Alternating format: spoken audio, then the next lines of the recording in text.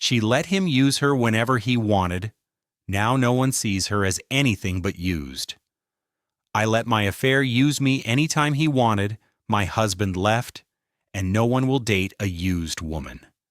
It started with a look, just one. A lingering stare across the room that made my heart pound like it hadn't in years. I told myself it was harmless, just a moment of feeling seen. My husband was always working, always tired, always too busy. I'd learned to live in silence, to fill the gaps with chores, with endless waiting. But when another man started looking at me like I mattered, I convinced myself it was innocent. Then came the texts, quick, secretive, typed with trembling fingers. Meet me. I want you. Simple words, but they set my body on fire. I'd never felt so wanted. The first time we met, it was thrilling. A stolen night, my nerves shaking with both fear and excitement. I told myself I was finally alive again, that it was harmless, as long as no one knew. But I was wrong. It didn't take long before the thrill twisted into something darker. He didn't love me. He didn't even pretend to. I wasn't his partner or his priority. I was just available, a body he could call on whenever he felt like it. And I let him. Every time. The shame would creep in afterward, but I buried it under excuses. My husband wasn't paying attention to me, so what did it matter? I told myself I deserved to feel alive, even if it came in scraps. Nights blurred together, secret meetings, whispered lies, the hollow thrill of being wanted for a few minutes only to be discarded when he was done. I hated myself after, but I kept going back, until the night everything shattered. I came home late. My husband was sitting in the living room, suitcase at his side.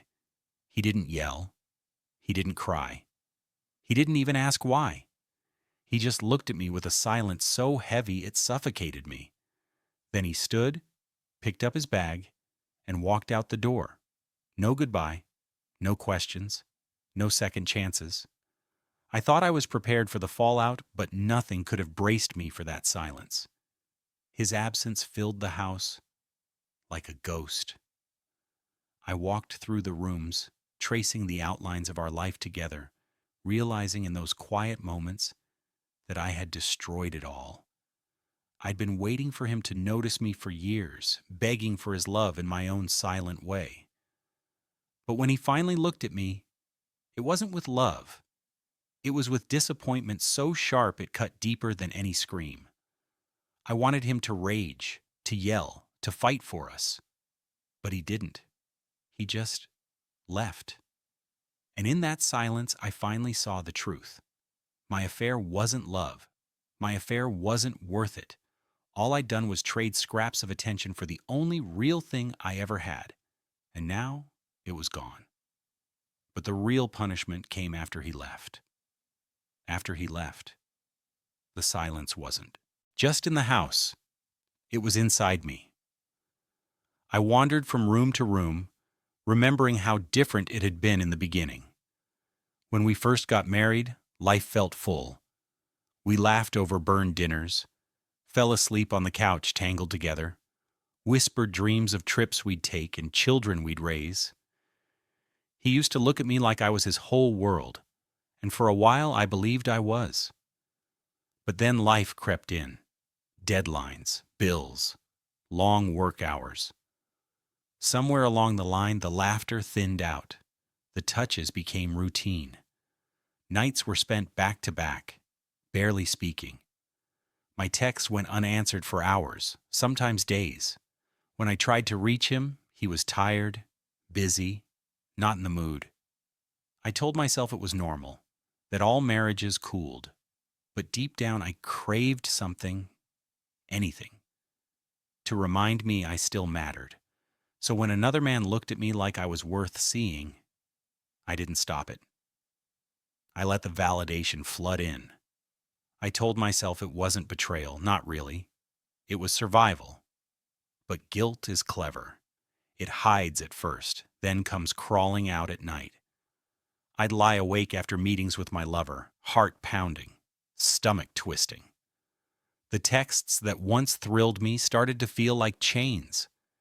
And when my husband left, the affair crumbled instantly. The man who'd whispered, "I want you," disappeared the moment things got complicated. His messages dried up, his calls stopped. I wasn't exciting anymore. I was baggage. I thought I could at least lean on my friends, but whispers spread fast. My family's judgment came like knives wrapped in fake sympathy. "We're worried about you," they'd say, while their eyes screamed shame. Everywhere I went, I felt it, the stares, the unspoken label, used. It clung to me like a scarlet letter I couldn't scrub off. I tried dating again, desperate to prove to myself I wasn't ruined. But rejection followed me like a shadow. The men who smiled at first pulled back when they sensed something broken. Some even knew, they'd heard. One date ended with him saying, "You don't seem like the kind of woman I could trust." He didn't need to explain. I knew what he meant.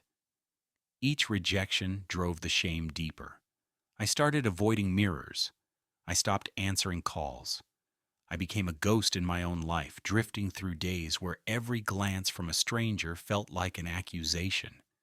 And yet, beneath the shame, guilt, and loneliness, there was still a part of me that remembered who I used to be. The girl who laughed over burned dinners.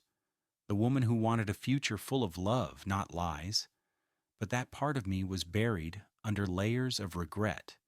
And the worst part was knowing I'd put myself there.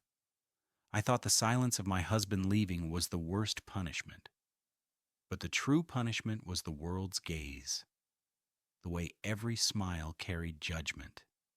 The way every whisper carried my name. And then one afternoon, the final knife twisted. A white friend pulled me aside, lowering her voice, eyes darting nervously. "Do you know what your ex has been telling people?" My stomach dropped before she even said it. And then I heard what my ex-husband had told everyone. The whispers weren't just in my head anymore. They had faces. They had names. I found out my ex-husband had been talking.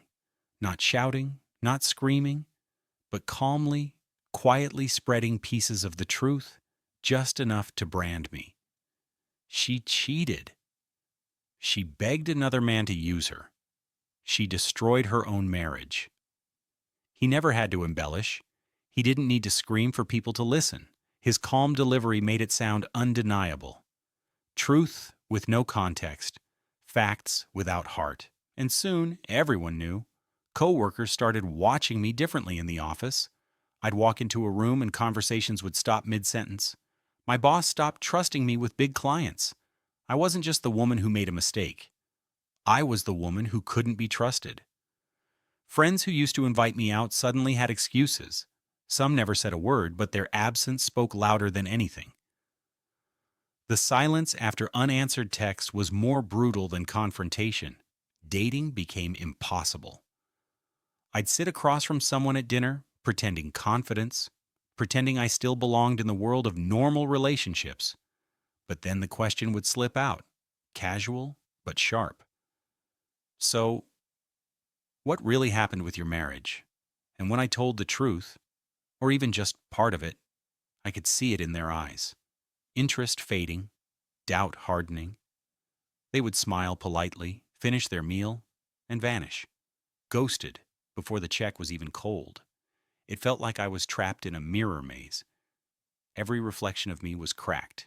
The wife who wasn't enough. The cheater who begged for attention. The used woman. Discarded twice. I started to question my own worth. Was this who I was? Was this all I would ever be? Nights were the hardest. I'd lie in bed replaying every choice. Every moment I let myself be pulled in by a smile, a touch, a word. I thought about my husband, about the lover who vanished, about the friends who judged, and I hated myself more than I hated any of them. There were mornings I couldn't even look in the mirror. I saw nothing but a hollowed-out version of me. A woman I didn't recognize, pale, exhausted, carrying shame like a second skin. I thought about disappearing, about letting the world's judgment swallow me whole. But then, something shifted. One night, after crying myself raw, I sat up in bed and really looked at my life. And for the first time, I saw the pattern. It wasn't just about the affair. It wasn't just about my husband leaving or my lover using me. It was about me. I had accepted scraps of affection my entire life. I had let myself be devalued, step by step, until I believed I was worth nothing more. And the worst betrayal wasn't theirs. It was mine. I betrayed myself. The realization cut deeper than anything else. But it also lit something in me, a spark. If I could see the pattern, I could break it. I couldn't change the past, but I could take control of the story, my story. And that night, staring at my reflection with swollen eyes and trembling hands, I whispered to myself the words I'd never believed before. You're not ruined. That's when I decided to take control of my story. Rebuilding myself was nothing like I imagined. It wasn't fast. It wasn't pretty. It wasn't even hopeful at first. Therapy was my first step. I sat across from a stranger, my voice trembling, as I admitted the ugliest parts of me. The shame, the affair, the way I'd let myself be used. I expected her to judge me, to nod in disappointment like everyone else, but she didn't. She just listened. And for the first time, I realized maybe I wasn't a monster. Maybe I was just human. I started journaling. Every night I spilled my thoughts onto paper, the anger, the regret, the loneliness that felt endless. And slowly, page after page, the chaos in my head started to make sense. I began to see patterns I'd never noticed before. I also reached out to the few friends who hadn't abandoned me. At first, I was terrified. What if they rejected me too? But the ones who stayed, they reminded me that real friendship doesn't vanish in the storm. Rebuilding those bonds gave me something I hadn't felt in months: belonging. It wasn't easy. Some days I still cried until my chest ached. Some mornings I still wanted to hide under the covers and vanish. But each time I forced myself to take one step forward. Just one. Little by little, I started separating my mistakes from my identity. Yes, I had cheated. Yes, I had let someone use me. But those choices didn't define all of me. They weren't the sum of my existence. I was more. I am more. And slowly, strength started to grow in me.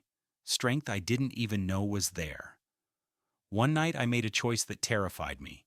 I told my story out loud, not the version whispered behind my back, not the one poisoned by my ex-husband's calm, cutting words. My version, my truth. I stood in a small support group, hands shaking, heart racing, and said it all. The affair, the guilt, the abandonment, the shame. But then I said something else. I said I was learning. I said I was rebuilding. I said I was not finished yet. And when I saw people nodding, not judging, but understanding, I felt something I hadn't felt in years: power. By telling my story, I took it back. By owning my narrative, I shifted the balance. No longer a whisper, no longer a rumor, just me.